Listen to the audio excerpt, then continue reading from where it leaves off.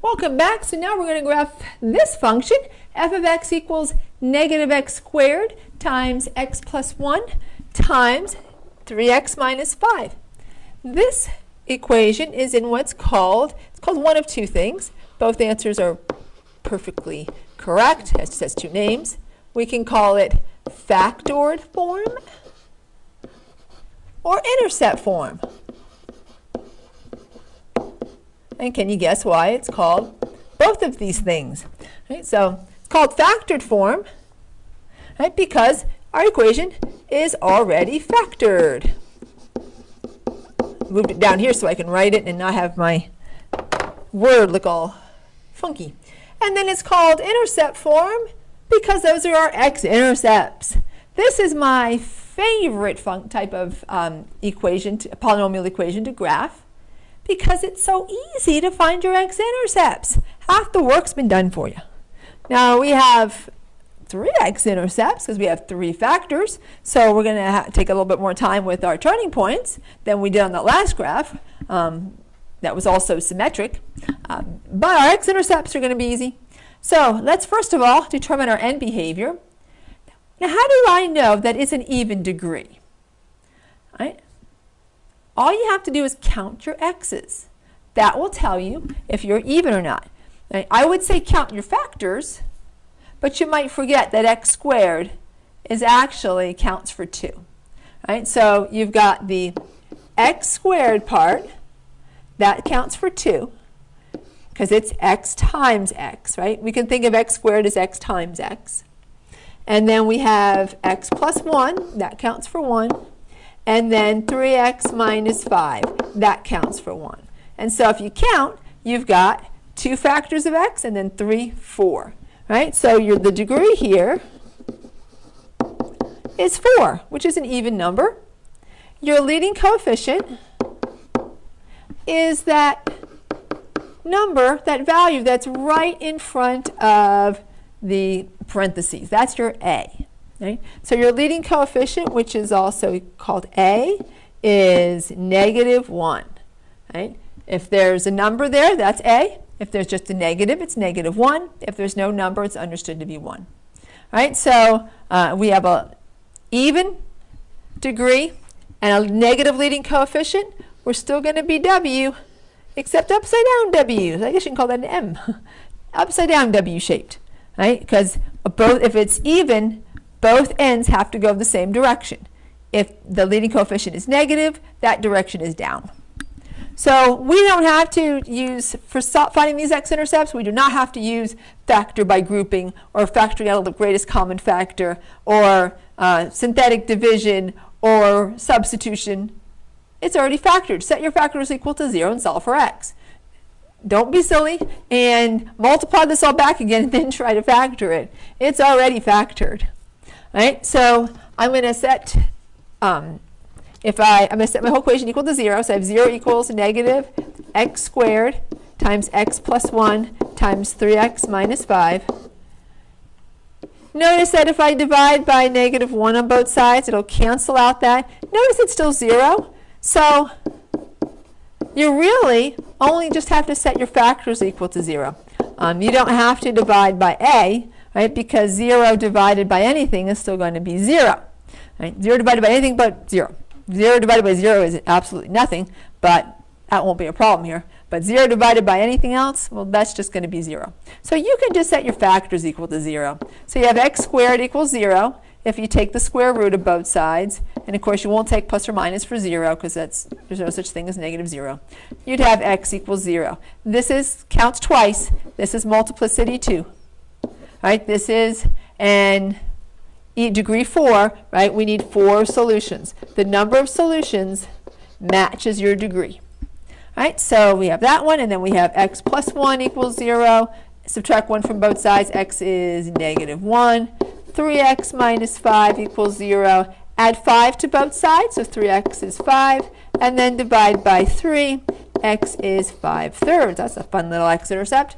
And there we go. There's our x-intercepts. I didn't even give myself a second page to do the calculations here because finding the x-intercepts didn't take us very long. We need to use our x-intercepts and divide the graph into intervals.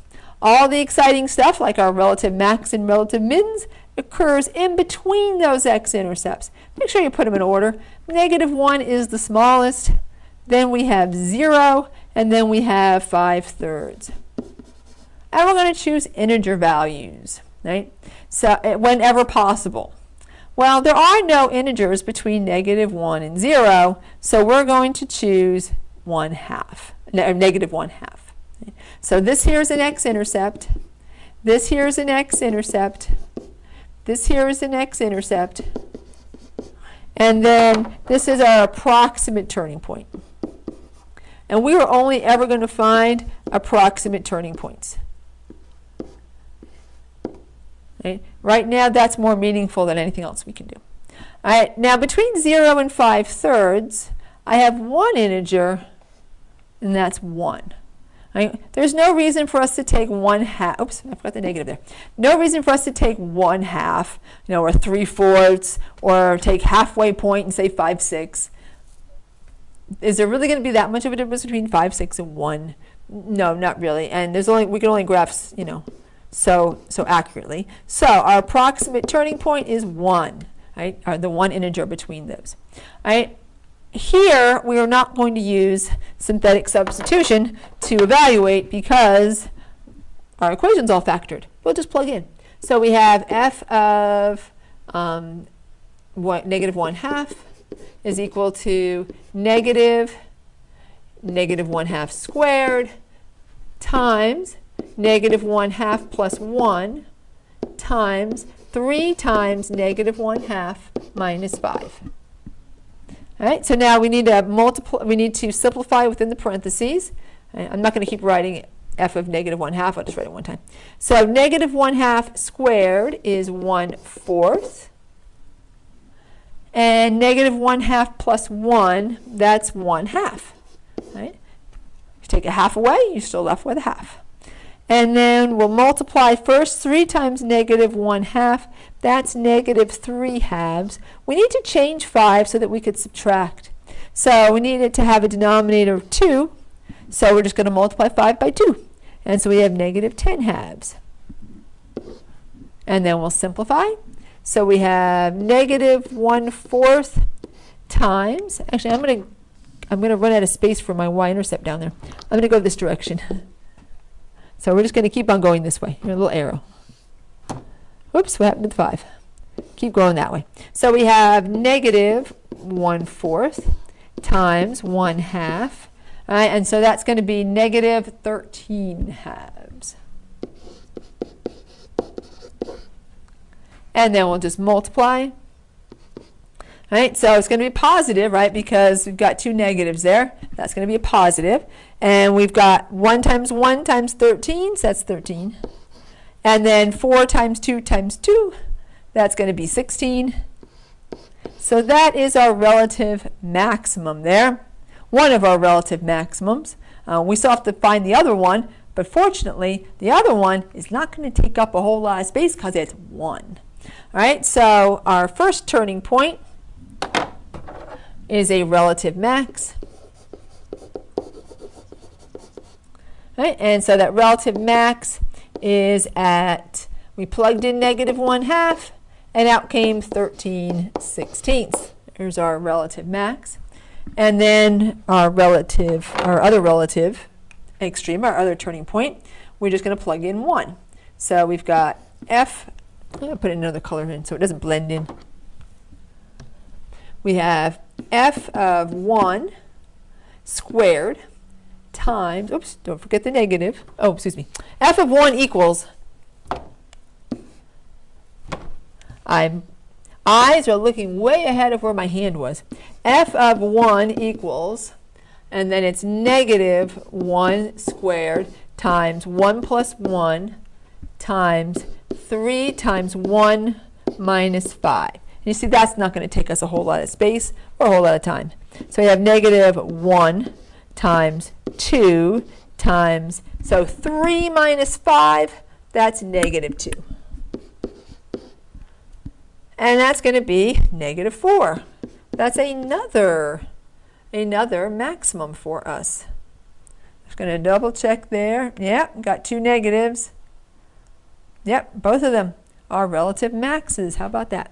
Right? Yep. No two ways about it, I guess. So here, this one is a relative max.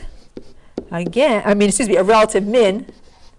I don't know, why did I say, I'm sorry, that's supposed to be a 4. Relative max. I'm saying 4. Why am I writing negative 4, right? There's two negatives there. Relative max. All right, and that relative max is at 1, 4. We only need one more point, and that's our x-intercept. All right, so we're just going to plug in 0 to get our y-intercept. We're going to plug in 0 to get our y-intercept. All right, so that would be, I'm sorry, I have to write way down here. So f of 0 equals, we've got negative 0 squared times 0 plus 1 times 3 times 0 minus 5. Well, it shouldn't take you a whole lot of time to figure out that this is 0, because we've got no matter what the other one is, the other one would be 1 and negative 5, but we're multiplying it by 0. So f of 0, our y-intercept, is 0. And that actually makes a whole lot of sense because that was our x-intercept too. So we've got a y-intercept here at 0, 0, which is also our x-intercept. We got all the points we need, as long as I can remember them when I change the page. All right, so I think I have them typed on the next page. I hope so. There's a lot of numbers for me to remember all at once. All right, so if I've got, if you're trying to keep up with me, right, and you need to slow down a bit, just pause the tape, take a look at everything, make sure it makes sense. Right? If you need to, rewind it a little bit, watch me do that again, make sure it makes sense. And then if it makes sense, then come on the next page. And after watching it, it still doesn't make sense, then come talk to me, and I can go over it with you. I can do more examples in class and so forth. Let's graph our last graph. Right? So we have negative 1, 0. So that's there. We have another x-intercept at 0, 0. Don't forget that's multiplicity 2, so we're going to touch and turn. 5/3, that's 1 and 2/3, so right about there. Our y-intercept was also 0, 0. And so notice those are both relative maximums, 1, 4. The other one as a fraction, and actually I kind of think of it better that way, but negative 1/2, and then it was 5/16, or 5/13. Was it 5/13? No, 5/16. 13/16. Ah, I knew it would come to me. I'm like, knew there's a 13 in there. I knew it was a 16, but there was no 5. 13/16. Actually, I should have thought about it just from the number we have up there. All right, so those are our points that we're graphing. All right, so right in between those two x-intercepts at negative 1/2 there. So you're just going to be, it's about 3/4 the way. Just about 3/4 the way. There's our relative max. And then we have one more at 1, 2, 3, 4. Let's remember our shape, right? So we've got our even degree and a negative leading coefficient. Both ends go down. So f of x goes to negative infinity as x goes to negative infinity, and it also goes to negative infinity as x goes to positive infinity. Just picture what it's supposed to look like, right? Upside down w. Both are going to negative infinity. All right, so remember, if we're going to negative infinity as x goes to negative infinity, and we're going to negative infinity as x goes to positive infinity, we've got to start low and low. All right, so you're going to start low, and you're going to come up, and you're going to cross the x-intercept, and you're going to go to your turning point, and then turn, turn, turn, turn, turn. And then, remember, this was multiplicity 2. There was 2 of them. And so what do you got to do? Turn, turn, turn, turn. And that's a turning point. Turn, turn, turn, turn, and then go right back down again. All right, so we had 2 relative maximums. Technically, we also had a relative minimum.